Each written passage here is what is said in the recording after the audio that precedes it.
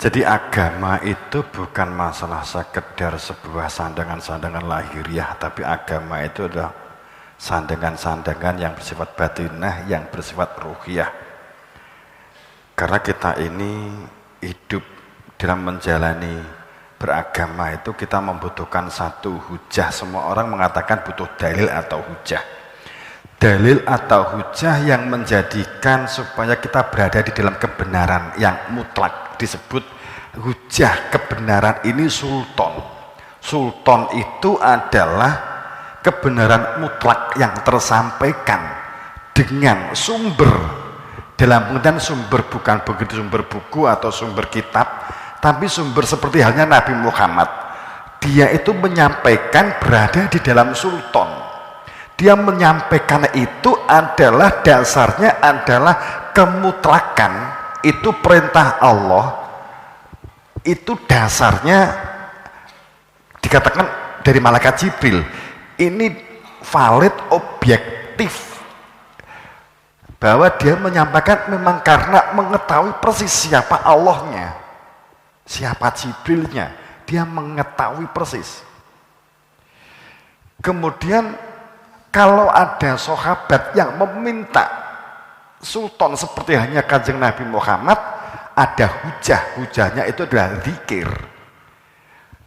Hujah zikir itu kehadiran dia di dalam hati. Ini adalah kelengkapan, penggenapan, penyempurnaan kehidupan berdunia dalam tatanan lahir syariat, dilengkapi dengan masalah batin, berada di dalam hakikat atau ma'rifat. Katakanlah itu.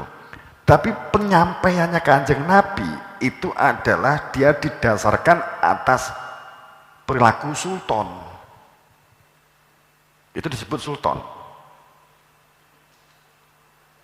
Hati sultan itu bukan hujah karena buku. Kalau logika hujah itu karena kitab atau buku, Nabi Muhammad nggak pakai kitab atau hujah, dia buta huruf.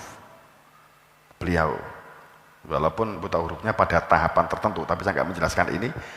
Hingga pada saat dikatakan bahwa Nabi Muhammad itu dia berada di dalam sultan, memang dari Allah, dia mengetahui persis, dia hanya sekedar menyampaikan kebenaran, bukan karena nafsunya, bukan karena keinginannya, bukan karena kepentingannya.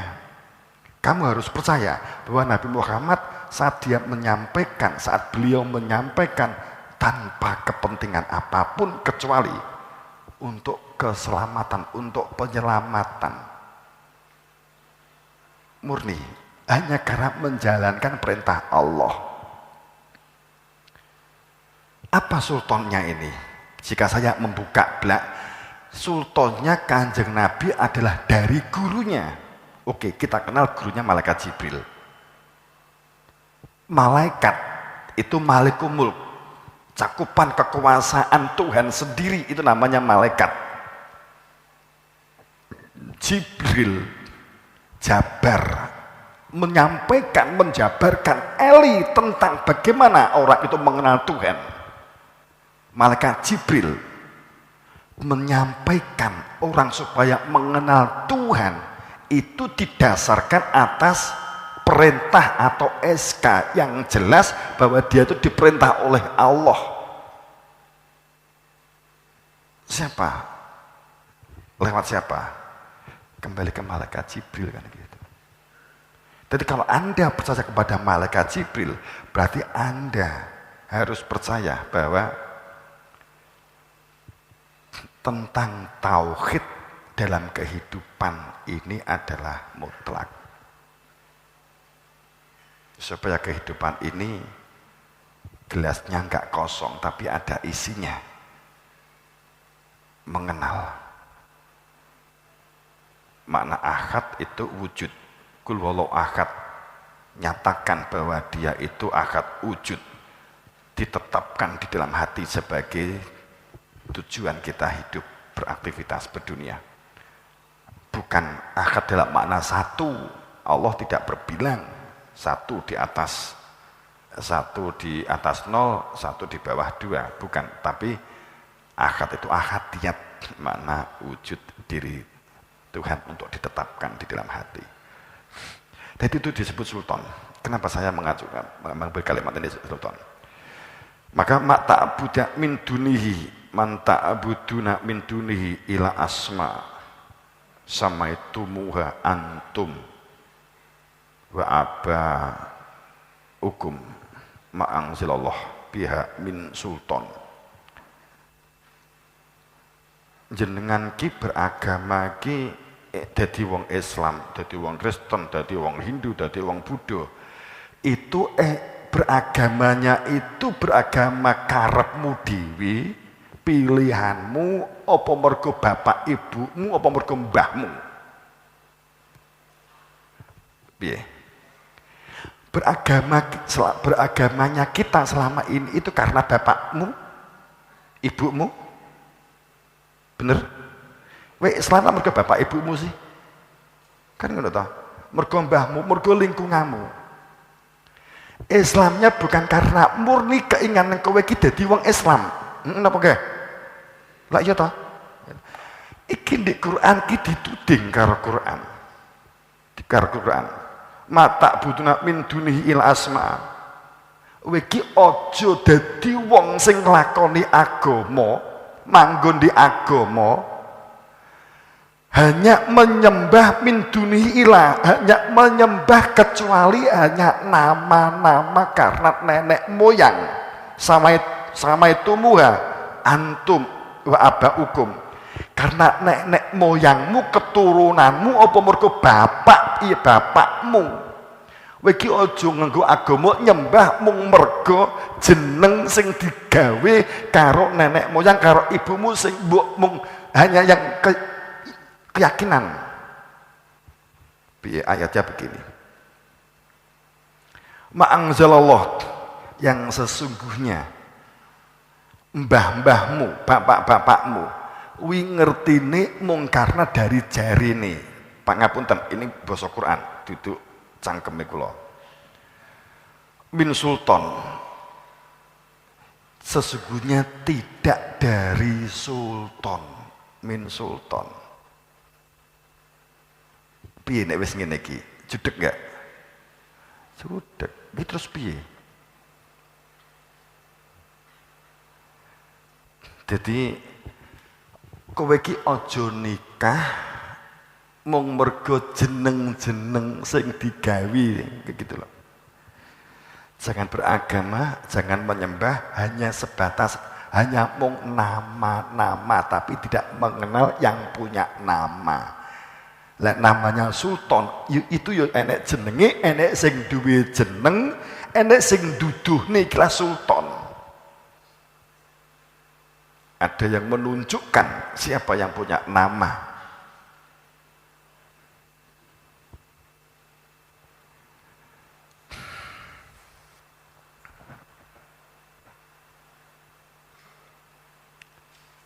Sungguh bahwa Dia Allah memerintahkan semua utusannya amaro ala ta'budu ila iyyahu dzalikat dinul qayyim, tegaknya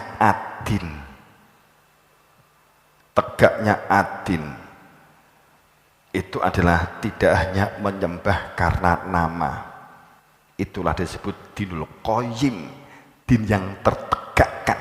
Jadi batasane antarane wong bujang karo wong nikah itu batasane adalah saat diijabi. Bener? Batasane wong bujang karo wong duwe bojo wis keluarga itu adalah saat enek pengulu. Nek gak di jero omah metu di njaba dekne jalan bujang karo enggak bujang itu kan gak ketok. Kowe nek metu kemudian kon njaba terus ditakoki, "Mas, cik bujang Mas?" "Nggih, tapek mantu Mas, seneng we." Nah, itu karena perbedaannya enggak, yang tahu adalah dirinya. Terkait dengan adanya sebuah ilmu nikah kuwi duwe bojo gitu loh.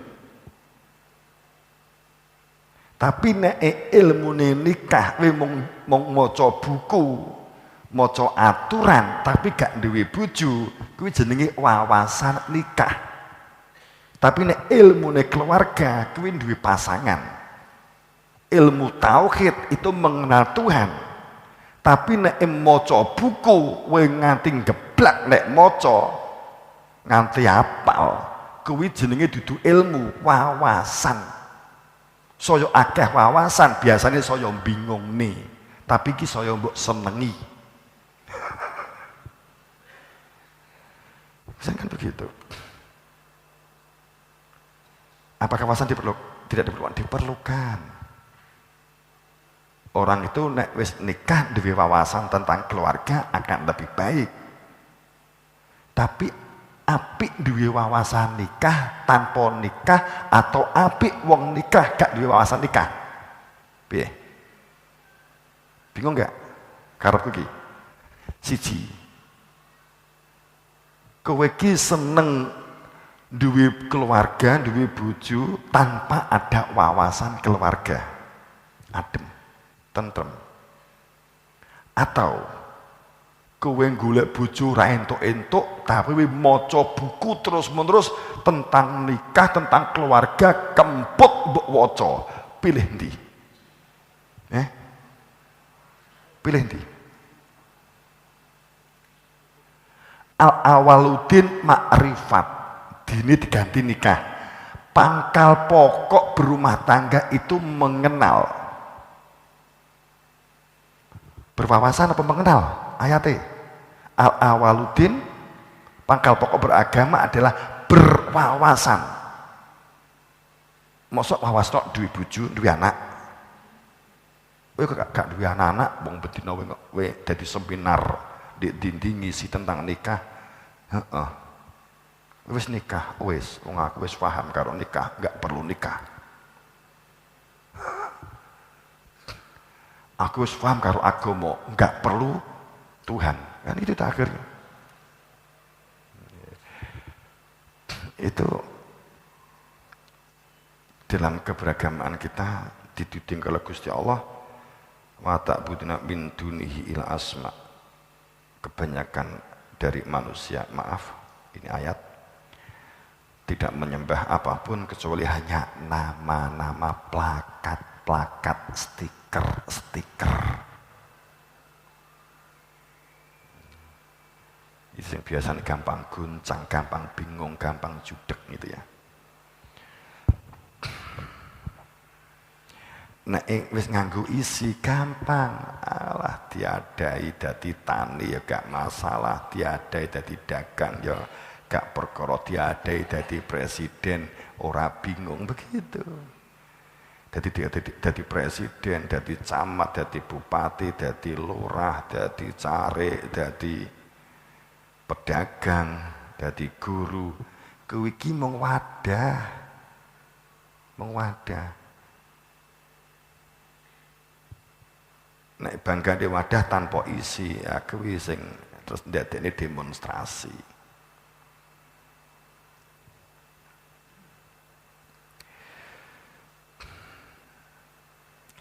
Sehingga inaladzi yujadilu fi ayatillahi bi ghairi sultan atahum in fi sudurihim ila kibram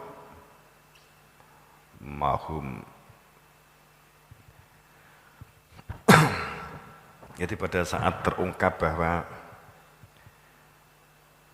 banyak menungso manusia inaladzi yang mereka ini senang memperkarakan sesuatu dan perdebatan tentang ayat-ayat Allah tanpa dengan sultan.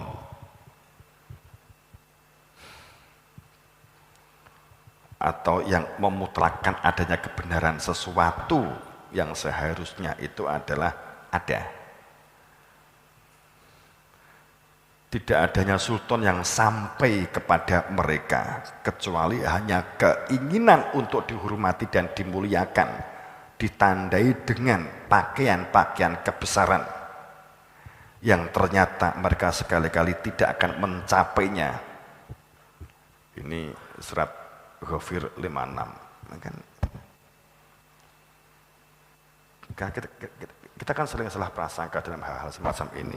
Kita menjaga martabat, maka justru kita jatuh. Bertahan, omnibus law jangan ditunda, jangan dibatalkan.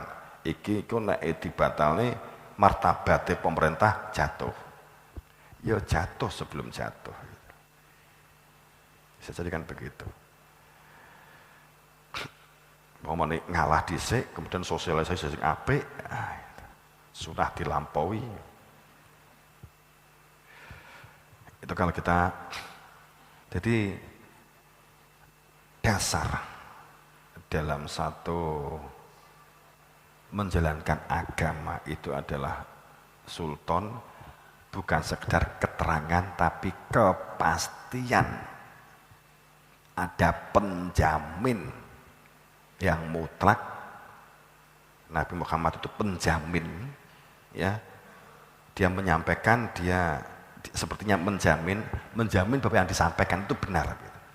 Karena dia kenal dengan Tuhan sendiri, bukan melalui sebuah rekayasa akal pikirannya, benar menurut dia. Maka perilaku tatanan lahir dan tatanan batin klop. Nah, itu nek wis ngene iki adem tentrem gitu loh. Tapi kalau kita tidak mengetahui, tidak ada sultan, kita tidak mengetahui antara yang wadah dan yang isi, itu mesti konflik, minimal konflik dirinya. Stres, bingung, judek, meneng, grundel. Itu. Nek wong ki enek isine sing didelok duduk wadahe ndek sawah gak panen, panggah alhamdulillah. Lho Pak, kok mulih kok sawah gak nggawa apa-apa Pak? Apa gak panen? Nyi. Iya Bu, alhamdulillah Bu. Lah nyapa Pak? Enteng. Pomone panen kan mulih abot nyonggone. Iki gak panen alhamdulillah lembeyan. Mbok karo nangis.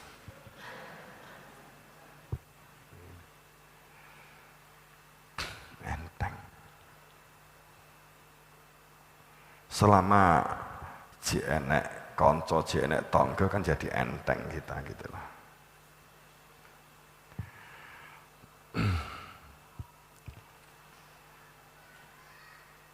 Jadi sesungguhnya benturan-benturan, karena logikanya memang kalau sekiranya itu benar ayat inilah tanah barokah minas samawati wal ard, kita sudah kena, sudah adem ayam tentrem makmur kok logikanya. Seandainya penduduk itu podo iman dan podo takwa, iman kita ditandai apa? Akeh ustad, akeh santri, akeh kiai, wong pinter, takwa ditandai insinyur, SH, apa nih?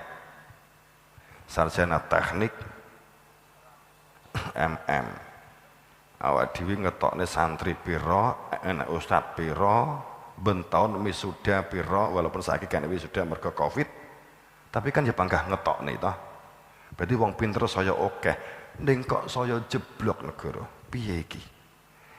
Iki kan bertentangan dengan logika Al-Qur'an.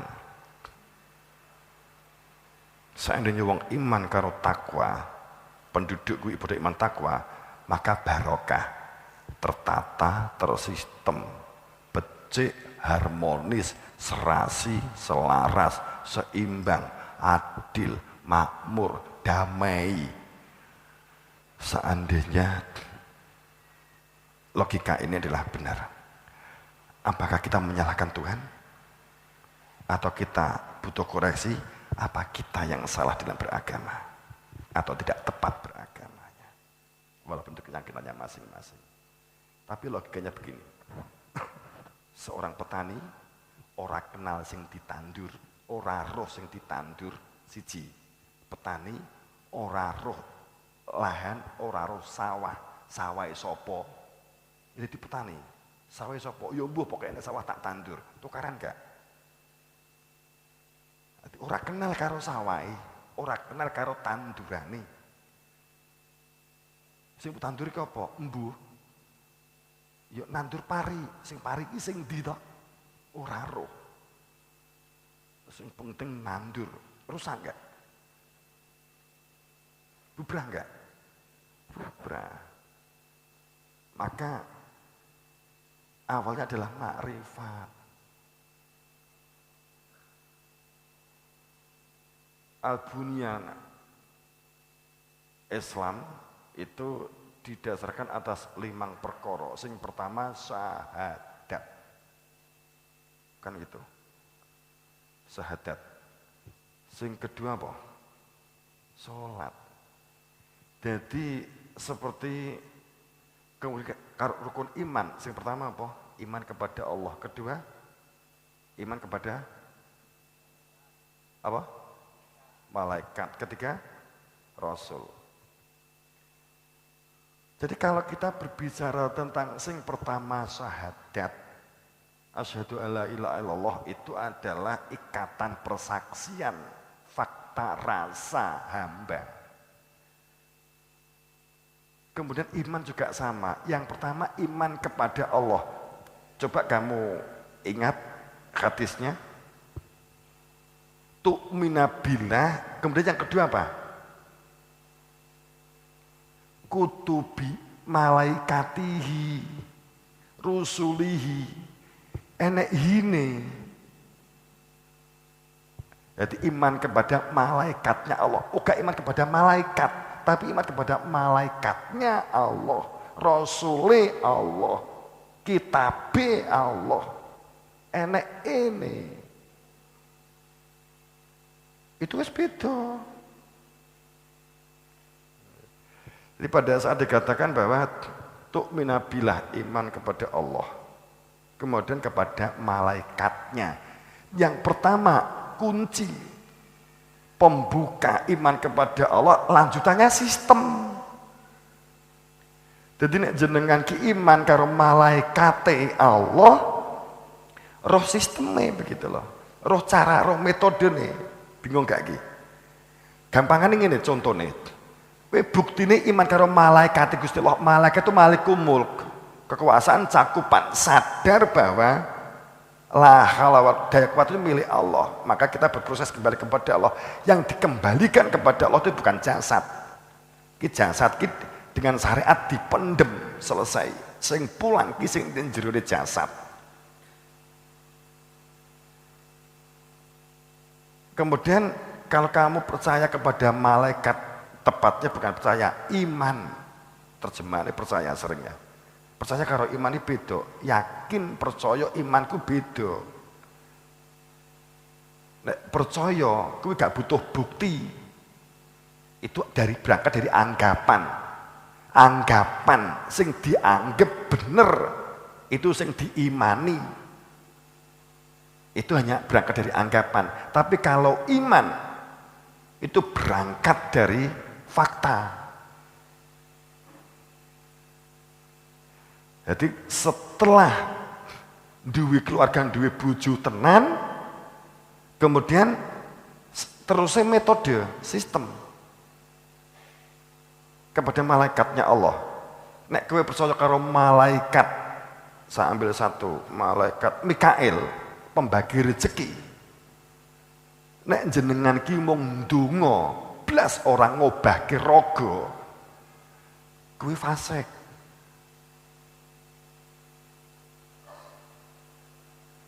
Karena iman kepada mergo nek mung ndonga, ya Allah beri kami rezeki terus tapi gak nyapo-nyapo, itu padha karo jenengan njaluk Gusti Allah. Gusti Allah ki mbok kon medhuk, mbok kon tandur. Sak malaikate, apa gak dadi kawula sing kurang ajar.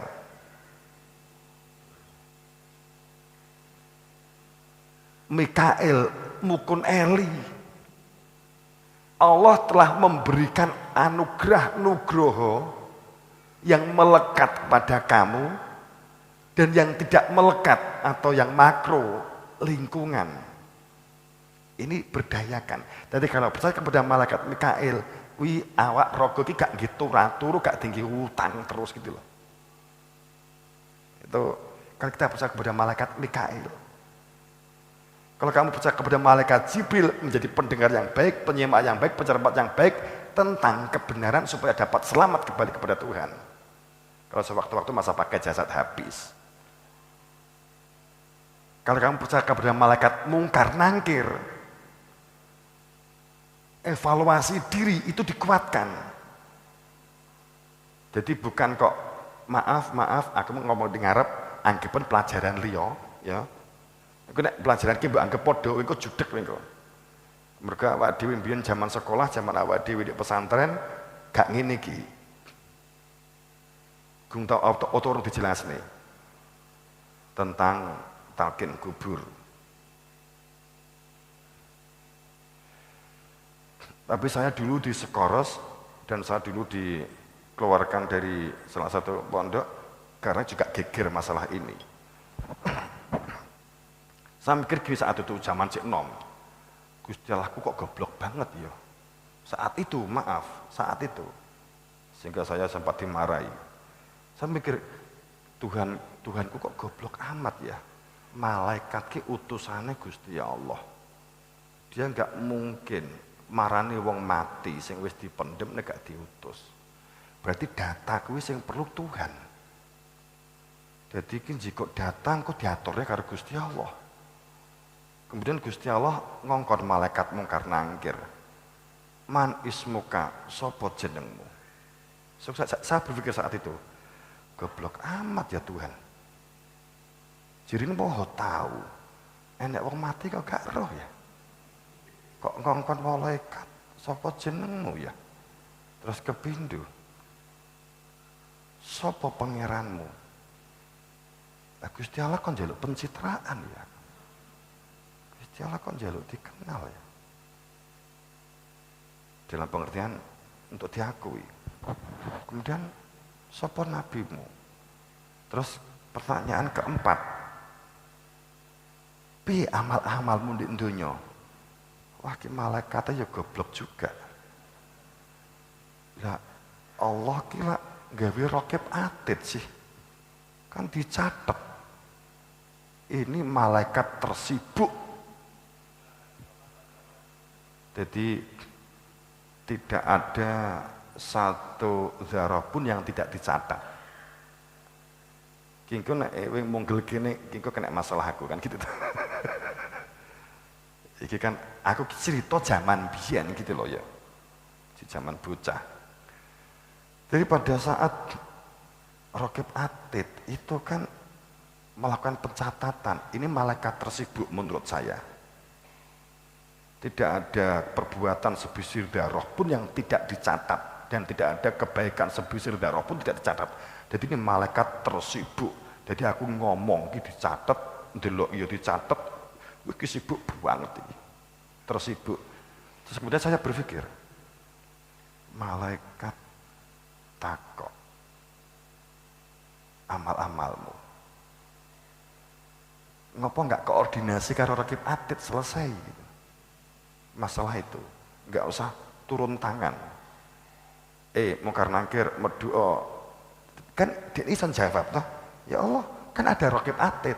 Kalau pendet mawon catatipun Rokib Atid selesai. Lah nek gak kok mbok apusi malaikat. Terus kemudian pangapunten sing modin. Terus sing ngekeki bocoran modin ki pangkate sapa lah? Sing ngekeki SK ki lurah apa camat apa bupati? Bupati ya? Bupati ki malaikat. Kok dia punya hak ngekeki bocoran? Ki nyambungin di endi?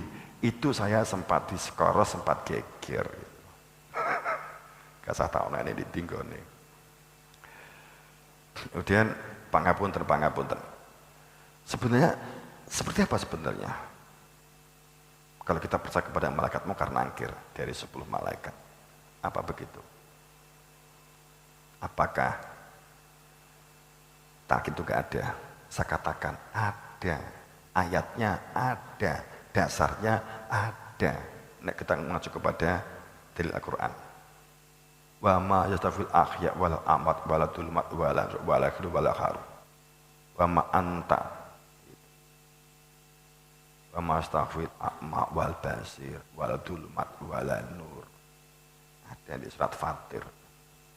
Wa ma anta bimusmi'i. Ini saya mulai menemukan jawaban. Man fil kubur, ternyata di dalam ayat itu ungkapannya bukan mayit fil kubur, tapi man mim nun fathah tas apa sukun man fil fi alif lam kubur, alif lam isim takrif. Jadi bukan wa ma anta bimusmi man fi kubur, bukan, tapi man fil kubur. Nek dibaca pedot-pedot man fi al kubur. Artinya apa? Tiba-tiba bukan sok nek mati pertanyaan mungkar nangkir kuwi. Logikane ngene. Man ismuka, sapa jenengmu? Wit biasanya nek diwarai modin piye jawabane? Wit tau buka diwarai modin? Oh, gung tau mati ya. Lali aku. Saat diajari, engkau malaikat mengangkat mangkar-nangkir teko, engkau ditakoki, man sapa jenengmu? Saiki jawabanmu apa? Apa jawabanmu? Pomone Ari. Man ismuka, so, jawabmu biar Ari.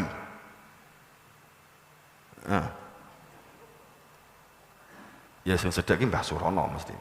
Sepuh. Tapi jangan berpikir bahwa orang yang sepuh itu lebih cepat meninggalnya, belum tentu. Karena fakta di dalam data yang meninggal yang banyak itu muda. Bukan orang tua. Yang banyak itu malah muda. Kalau yang tua itu enggak didata, wong memang wis jelas.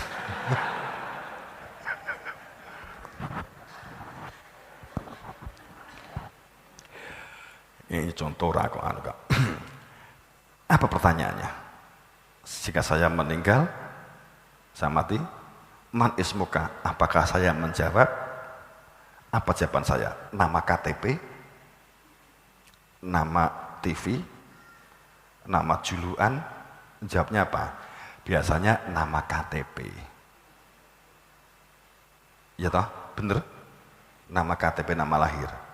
Cuman masalahnya Pak Lurah wae wis gak ngenggu. Saat kowe ki mati, keluarga yang kok tinggal itu nggawe surat keterangan meninggal dunia. Bener gak? Iya toh? Terus kowe ndek kono ditakoki man ismuka, nganggo jenengmu, malaikate muring ora kira-kira. Kuwi pomone aku malaikate, man ismuka. Terus dijawab, Heri, tak kewampleng, goblok kowe.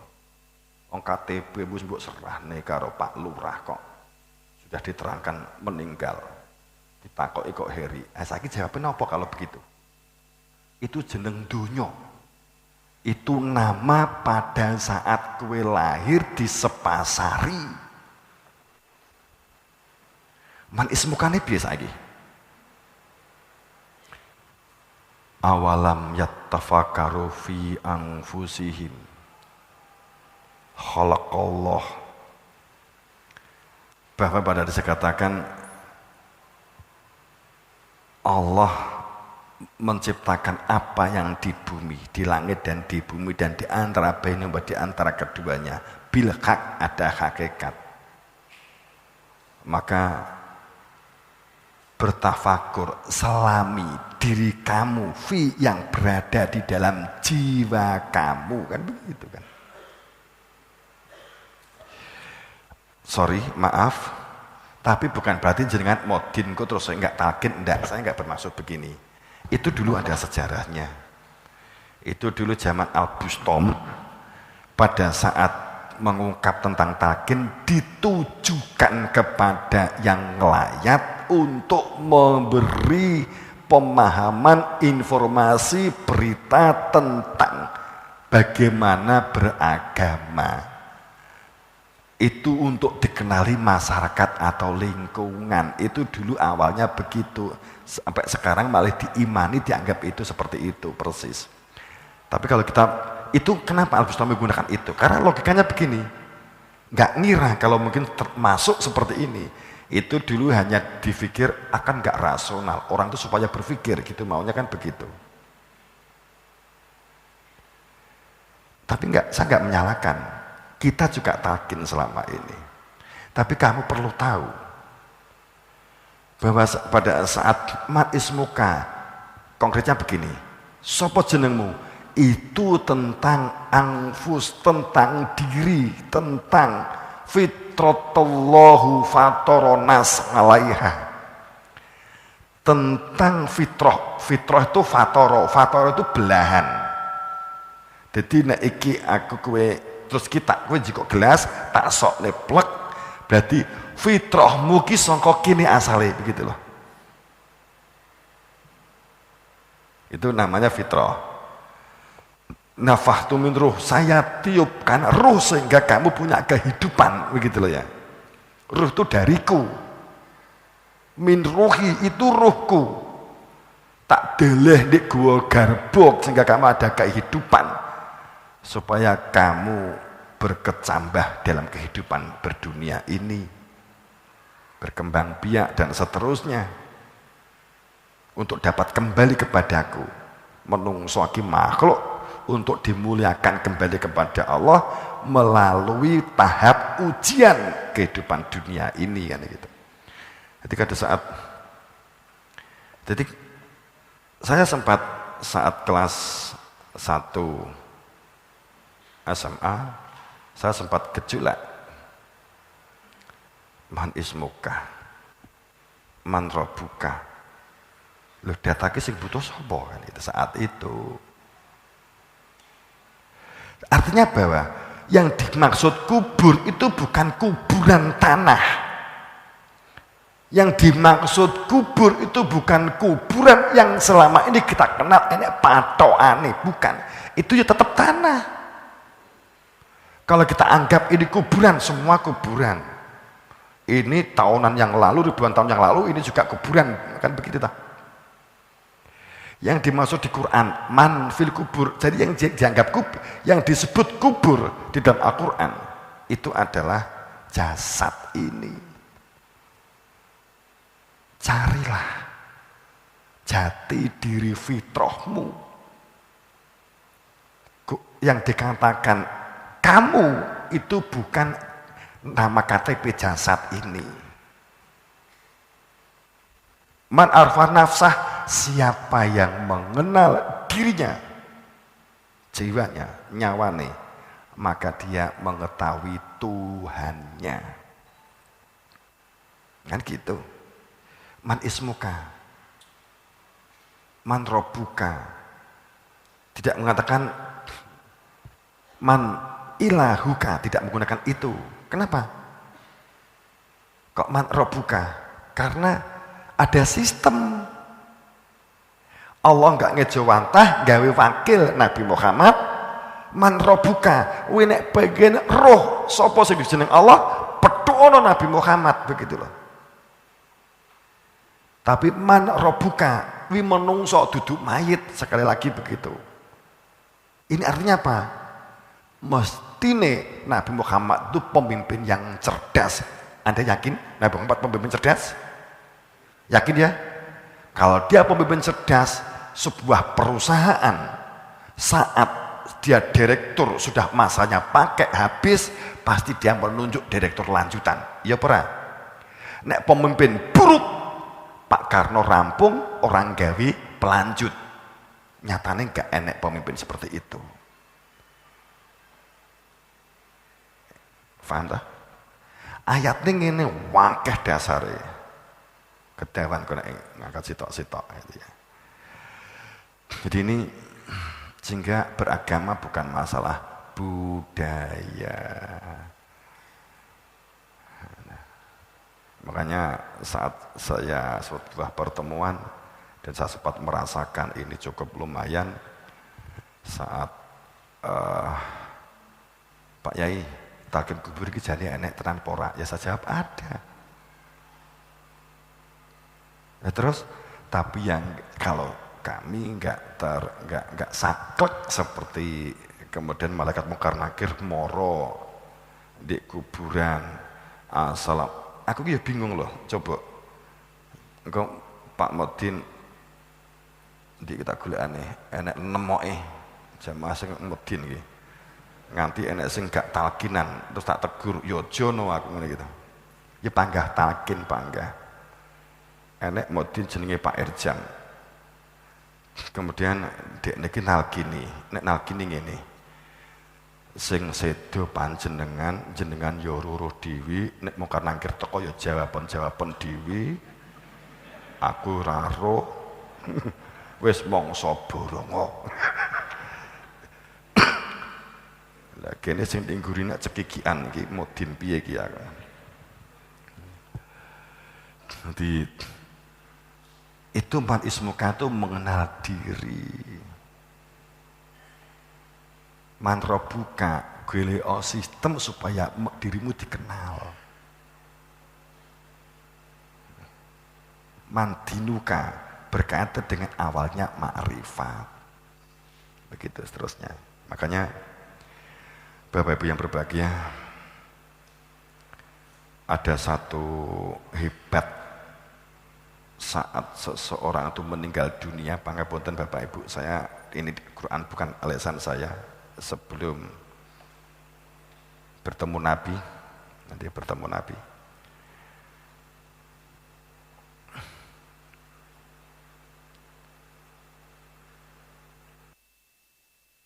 Tahun 93 itu miris, ini data dalil, tapi fakta juga demikian.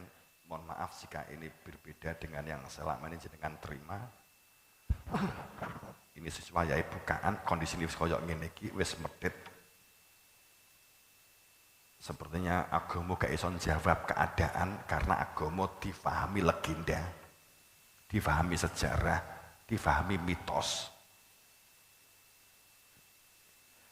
Kayak dini Rabbana atina fid dunya hasanah, ya Allah mohon saya beri kehidupan dunia yang baik, akhiratnya juga baik.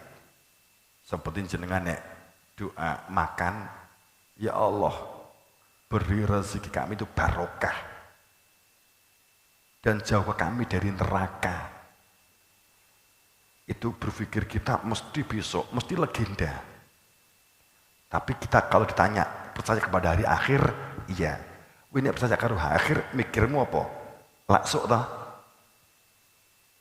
Kowe gak tau ngitung nek uslub bahasane namu sorofe itu gak ngono lho.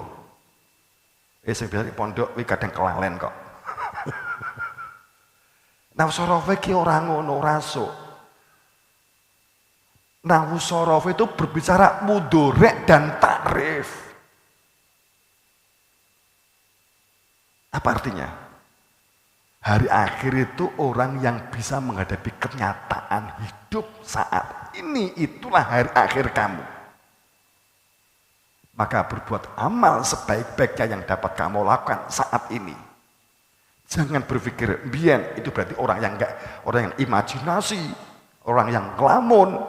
So, seandainya aku duit-duit, seandainya gini, itu orang yang enggak percaya hari akhir. Atau orang yang terkungkung dengan keturunan Mbah Kumbian hebat, Mbah Kumbian sugih, Mbah Kumbian pinter. Akhirnya dia dicengkram dengan keturunan, nggak mau belajar karena orang lain dianggap keturunan yang jelek. Kan itu. Wes iki nek kaget-kaget toh gitu loh. Enggak dibuka. Sama pada saat kita berbicara tentang kubur juga begitu, pangapunten. Tapi enggak mengurangi syariatnya podo proses memang syariat juga begitu kok. Beragama itu bukan masalah legenda, mitos, sejarah. Definisinya kan Quran sejarah, sepertiga tauhid, sepertiga enggak begitu. Kesatuan gitu. Bang kedawan kalau kita enggak begitu. Isimnya jelas kok, jelas banget. Jelas. Kalau dia cerita masa lalu itu Musa pamannya ya. Ada ungkapan tadi di depan kan sara'alakum mawasobih nuhawaladi awhaina ilaika. Musa tapi menggunakan ilaika, menggunakan takrif apanya? Makna Musa bukan sekedar di masa lalu. Musa itu dari kata misa, sang penggenap penyempurna untuk memiliki iman.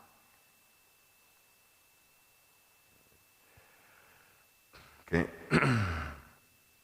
Di dalam surat Al-An'am 93 itu wa man adlama mimman iftara 'ala Allah.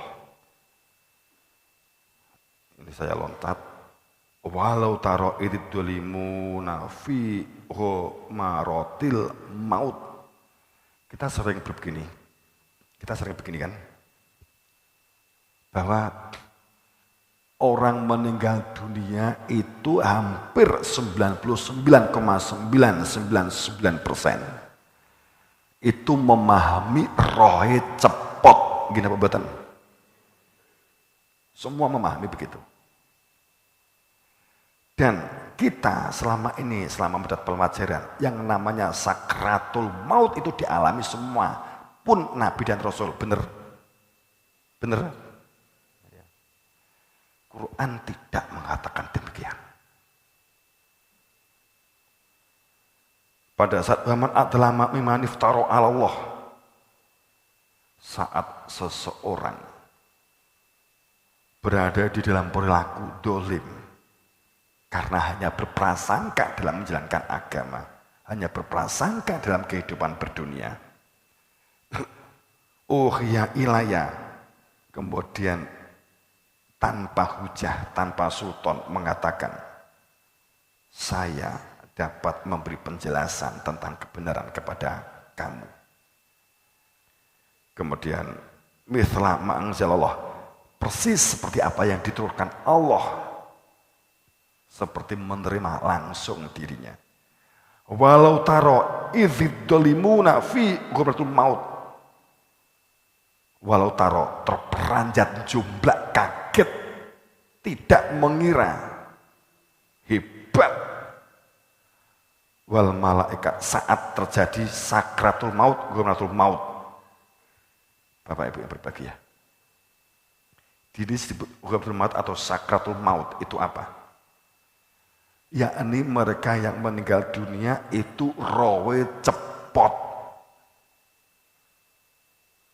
Ghurratul maut wal malaikah bahas itu aidihim, karena kekuasaan Allah, cakupan Allah yang menjadikan terlempar rohnya keluar.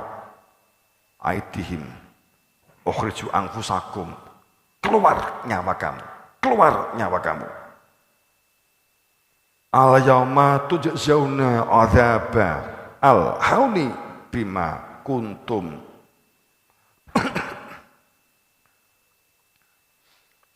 Ini kan sangat jelas. Roh cepot keluar, maka pada saat hari ini al yauma tujzauna adzaba, maka kamu langsung menghadapi azab. Bima kuntum apa gitu? Takun. Kan sangat jelas. Jadi orang meninggal dunia itu pangapunten, yang disebut hari bangkit. Jadi yang disebut dengan hari bangkit itu saat kamu mati, itulah hari bangkit kuwi. Saat manusia meninggal itulah hari bangkit. Yang disebut dengan yaumul ba'ats atau as-sa'ah, itu pada saat orang meninggal dunia itu namanya sa'ah. Hari bangkit. Ngapain Gusti Allah kangelan gawe panitia kebangkitan barang. Itu. Apa ya Gusti Allah gawe panitia kebangkitan? Kowe mati kabeh. Kemudian membentuk panitia. Koordinatornya malaikat Jibril, apa sapa lah gantian sujling. Masa gitu. Jadi pada saat hari kebangkitan, manusia meninggal itulah hari kebangkitan. Mizan itu ditimbang utek loh. Wes tak blakakne wes timbangane penjelasannya diwowo. Jadi apa tuh al-mizan itu utek. Dinimbang baik buruk. Aduh iki bener apa gak ya aku gede gitu loh. Nalar rasionale piye. Setiap utusan pasti membawa al-mizan. Apa iya weki mati kemudian modin ngekei informasi mau kerangkir ada peteko. Makanya nek teko kan gini. Ya, assalamualaikum ya Tanjung. Wes terus jenenge kok assalamualaikum ya Tanjung kok. Assalamualaikum ya Heri. Wes terus jenenge kok. Kira-kira salam ya. Nek assalamualaikum ya al-kubur. Engko kabeh sing di kuburan jawab. Terus kemudian malaikat mau kerangkir teko ison jawab lolos. Kemudian nunggu ngenteni hari kebangkitan. Kita kan berpikirnya kan begitu. Ya toh? Setelah bangkit dek roro masar. Leres. Kemudian setelah itu ngenteni ditimbang. Leres. Antri. Akan tetapi umatnya Nabi Muhammad diuntungkan. Mergo ditimbang ngarep dewi. Leres. Ya toh? Itu klaimnya kita. Tapi kalau saya seandainya seperti itu, sungguh demi Allah, saya paling tidak bisa melakukan. Karena mbahku nek gauri dhewe gak penak. Kene arep beli timbang, aduh, dawur ke sapa ya? Mbah Adam. Mentolo sampean ninggal mbahmu. Kowe ditimbang mbahmu mbok tinggal. Nek antri dhisik kono. Boso ditimbang kowe njaluk dhisik dhewe. Umat Nabi Muhammad tok serakah men sih. Itu kan. Pangapunten. Apa seperti itu? Kedua. Kepindu jenenge kedua lagi. Nek ditimbang kuwi ketemu pirang perkara, Gusti Allah apa ora pirsa amal perbuatanmu, apa gak kebangetan? Kowe iki nglecehne Gusti Allah hebat. Terus apa kek? Selama ini kowe iki nglecehne Gusti Allah. Gusti Allah mbok anggap jenengmu ra roh. Amal perbuatanmu ra roh. Amal perbuatanmu ditimbang. Ngono engko jek enek neh. Di Siratal Mustaqim. Gak roh Gusti Allah, kebangetan gak? Pangapunten. Enggak ngene. Wis kula blakne mawon mboten ngaten. Wong mati Siratal Mustaqim ki ndek donya ki lho. Krasa gak nek iki Siratal Mustaqim? Goleki dalan sing bener, wis ndek jero bener wae, ngempete gak karuan. Leres apa mboten? Mlaku ngene dilokne pegel, mlaku ngene roh roti pengin. Gak duwe duit, golek utangan, gak utangan, golek colongan. Itu kan. Di dunia wis gak karuan gitu. Enek wong loro untu wis disangka megeli, meneng mergo. Enek wong ngingeti kek apa karepe, nantang po. Wis kuwi Siratal Mustaqim koyok dibelah rambut pitu. Ora koyok memang iya. Lembut ndek iki bagi. Ini janjane sing dikatakan Siratal Mustaqim, takin kubur dia saiki iki, maka kenali dirimu, kenali Tuhanmu, kenali piye gini aku blak-blakan. Kenali ada yang hak, ada yang wenang, ada yang sah. Itu goleki ini ayate wa'lamu ana fikum, di antara kamu selalu ada yang menunjukkan fas'al al-zikir, bagaimana cara zikir itu selalu ada. Zikir ya zikir, wirid ya wirid, Quran ya Quran. Ojo digabung, dipadak-padak nih. Kitab ya kitab. Itu beda. Wes ngono ya. Wirid itu lemek. Zikir kelingan kopi. Kemudian kue wirid budal di warung kopi. Ojo mbok padak nih. Wene gak duwe zikir, gak roh kopi. Kowe zikir kelingan bojomu, kerja akhirnya mulih wirid jenenge. Subhanallah, subhanallah itu wirid. Wirid itu dasar untuk memperoleh anugerah. Wujud nugrohone disebut dengan murad. Yaitu di Al-Quran. Quran dan Al-Quran itu beda. Nek Quran itu bacaan iso mbok jikuk ko pasar. Nek Al-Quran sing mbok gawa sing ngasta. Nek KUHP kowe tuku ndek Gramedia. Tapi nek Al KUHP golek ana hakim. Ngono ya. Dong toh ya. Nah, itu. Yes, itu.